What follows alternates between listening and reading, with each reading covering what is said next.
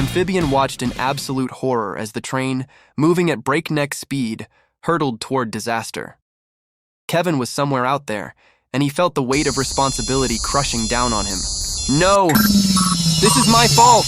he shouted, transforming into Izuku as he frantically searched for his phone. Panic surged through him when he realized it wasn't there. Crap. The train was racing closer to catastrophe, and he felt utterly powerless.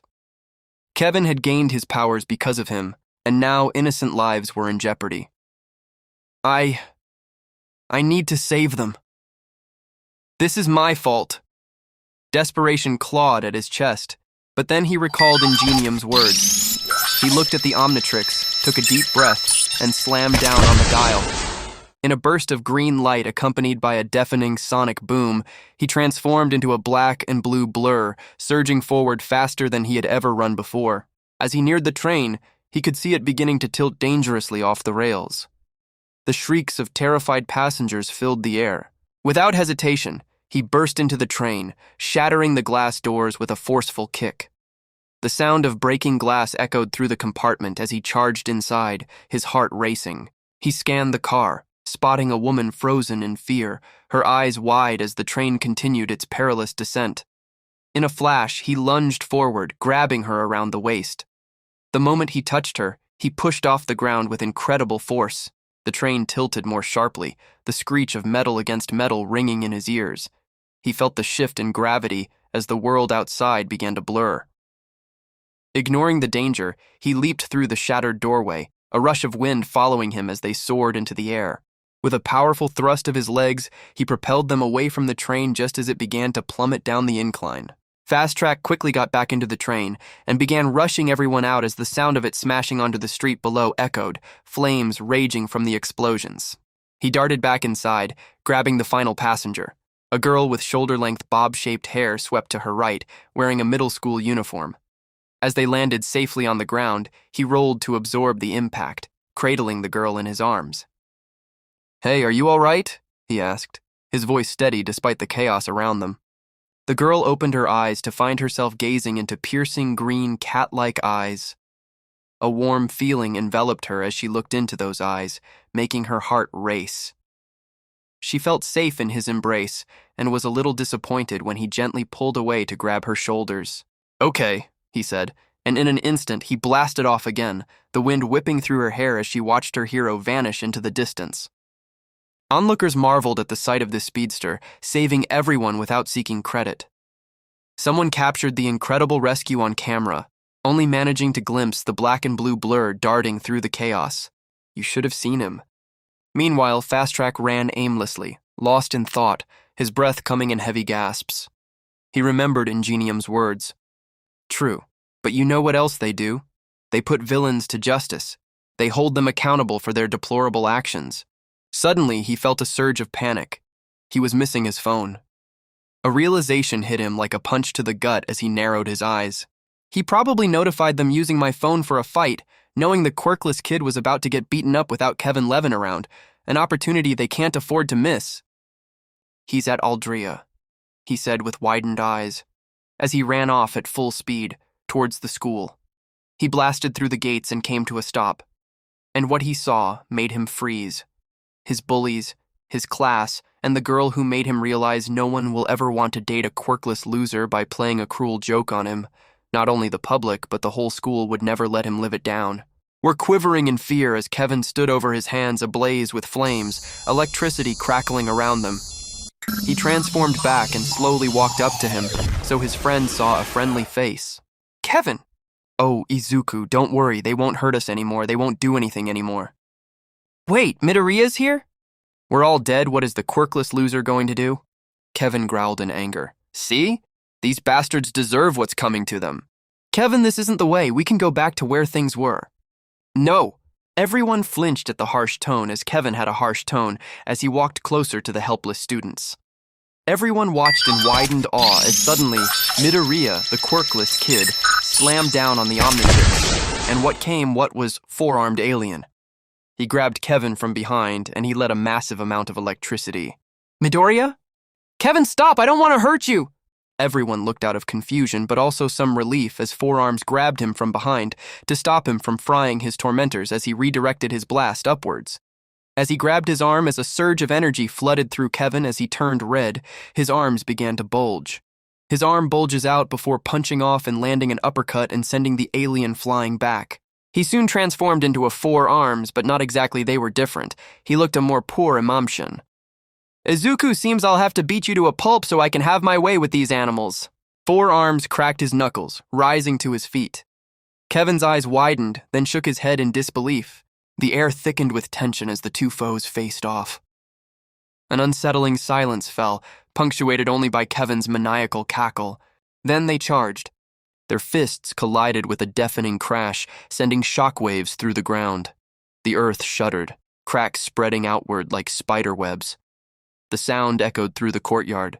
The students stumbled backward, terrified. The ground beneath their feet trembled. Kevin unleashed a vicious uppercut, but Midoriya absorbed the blow, shaking it off. The impact sent Midoriya's feet scraping backward, leaving deep gashes in the pavement. With a counterattack, Midoriya landed a crushing right hook. The punch connected with a meaty smack, sending Kevin flying across the courtyard. Kevin crashed to the ground, sliding several feet before coming to a stop. The earth trembled beneath him. Kevin recoiled, stunned. Four Arms' follow-up punch was intercepted by Kevin, who grasped the alien's wrist. Kevin delivered a savage headbutt, crushing Four Arms' nose. The sound of crunching bone echoed. The force sent Four Arms stumbling, disoriented. Kevin seized the opening, unleashing a flurry of haymakers. Right hooks and left hooks rained down upon Four Arms, each blow landing with devastating impact. Bakugu's cronies watched in awe as the boy they had tormented for years fought for their lives. "Why," one of them whispered, incredulous, "how could the quirkless kid, once a punching bag, now shield them from harm?" The same boy they had insulted, tripped, and kicked now risked everything to protect them. "Why go so far for us? Why protect us?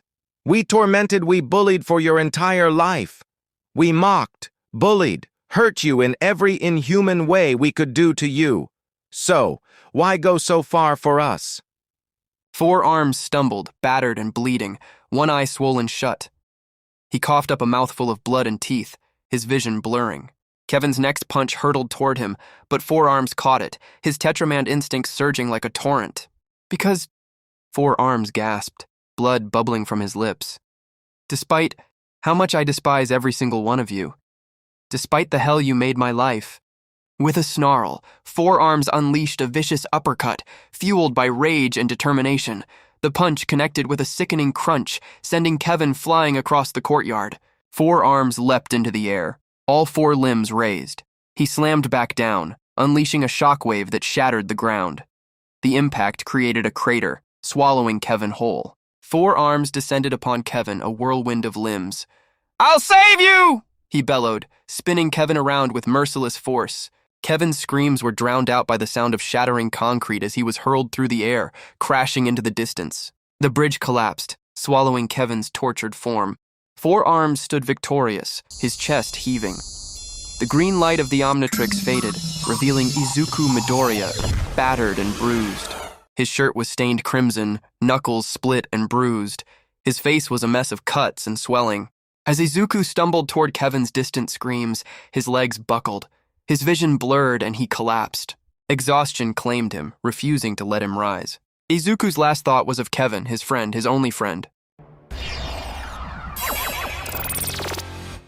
Midoriya opened his eyes to see the lights above him. "All might," he murmured, still trying to orient himself. "Young Midoriya, you're awake. That's good," All Might said with a reassuring smile. "How long?" Izuku asked, his voice barely above a whisper. "A few hours. I knew something bad was happening, especially when the news reported a black and blue blur moving at high speed saved a train full of people. Your mother was worried, and from what I can gather, she isn't aware of your quirk," All Might explained. Izuku's expression shifted to one of deep concern. "What about Kevin?" All Might fell silent for a moment, the weight of the situation hanging heavy in the air. "There's no sign of Kevin. He seems to have disappeared." Tears began to prick at Izuku's eyes as he broke down. "All Might, I couldn't save him. My friend was suffering so much, and I couldn't save him. How can I call myself a hero if I can't save one friend? He sobbed, the anguish in his voice echoing through the room. Young Midoriya, All Might began, standing tall as he looked at the boy. I heard a little about what happened, how some of the kids bullied you for being quirkless. Izuku remained silent, unable to respond.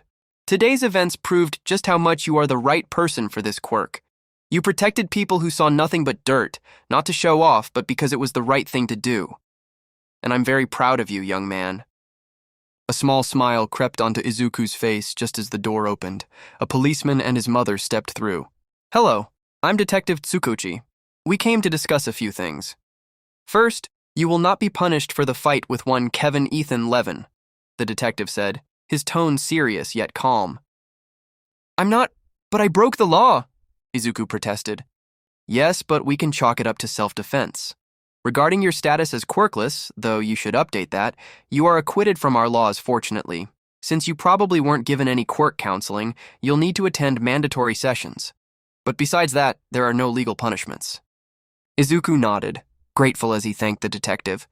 However, we had to investigate the school, especially after your fight with Levin.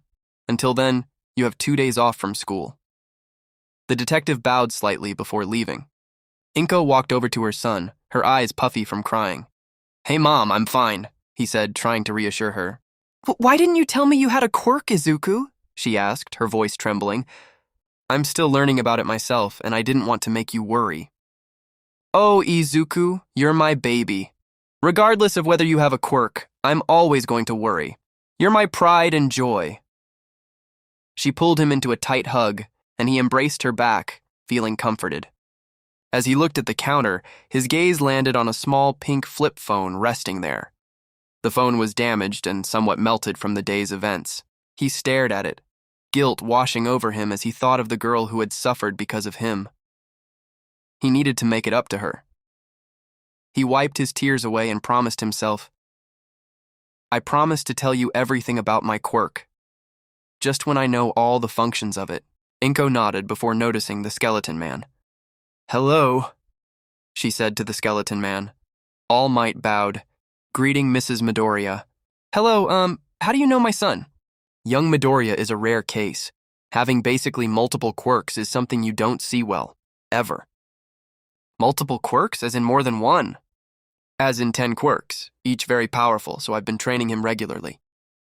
Oh, so you who my baby sees every day every time he goes out with that excited smile. I think he's going to see All Might. The women chuckled at the idea. Izuku and All Might glanced at each other, and Midoriya just whistled innocently.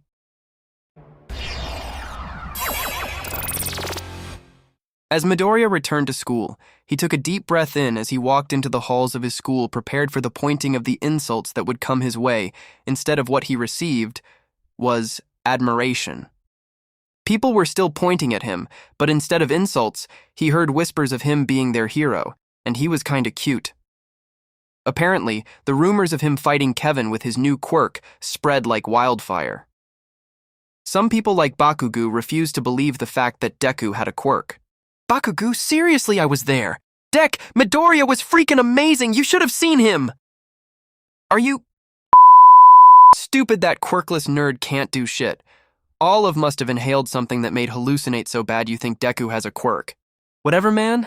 I'm just saying you should watch out. You may have some serious competition for UA. Tsh. As he ignored him, not taking his words seriously, which he would regret in a couple of months when the results came in. Izuku walked to his locker, and what he found surprised him. His locker was clean. No, it was spotless, and everything written was scrubbed right off. He opened his locker and a letter fell out. He recognized the handwriting immediately. It was the girl who broke his heart. Thank you for everything. It probably wasn't easy fighting the guy who didn't treat me like shit. I cleaned your locker. It probably won't make up for things, but at least I could do it as an apology so I'm sorry for everything.